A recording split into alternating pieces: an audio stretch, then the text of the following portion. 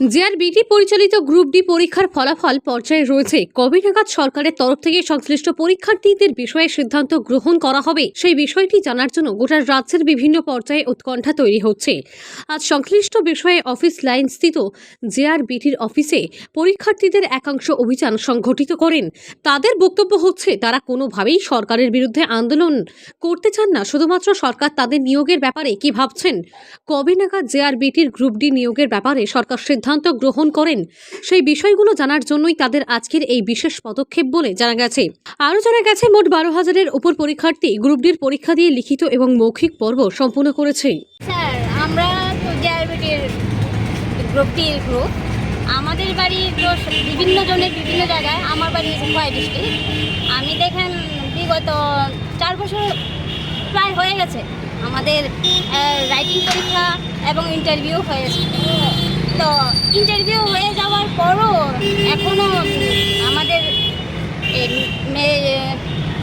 Result out হচ্ছে না। এই জন্য আমরা সবাই একসাথে জমাতে হয়েছি। জাস্ট আমরা প্রতিবাদ করতে চাই না, আমরা শুধু একটু জানতে চাই যে কবে নাগাদ দেওয়া হবে। আমরা জেআরবিটি গ্রুপ ডি যারা দিয়েছি, কমপ্লিট করেছি, তারা সবাই আমরা ডিপ্রেশনে আছি, খুব ডিপ্রেশনে আছি।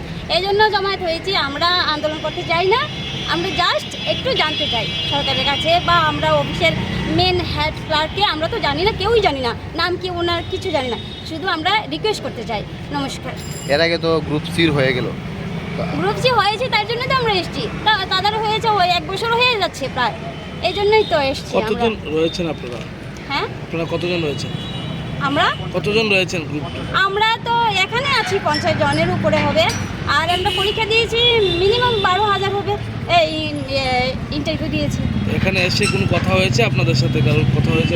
না, কথা হয়নি। কিন্তু দেখেন, আমি তো ভেবেছিলাম অনেকে আসবে। আমার তো ক্ষুধা, আমার তো এজও হয়ে গেছে, আর প্রায় 38-39-এর কাছে হয়ে যাবে। আমি এখন মনে নিই এইটা, এই জন্য আমি এসেছি। শেষ বয়সে আমার কিছু একটা হয় না। আমার সবাই তো চায় না যে আমি নিজেই রুজু করি, আমি নিজেই করি। ভবিষ্যতে একটা আমার পরিবার, আমার ঘরে বোন আছে, আমার হাজব্যান্ড আছে, আমার ছোটো একটা বাচ্চা আছে, তাদের নিয়ে আমি সংসার আমার।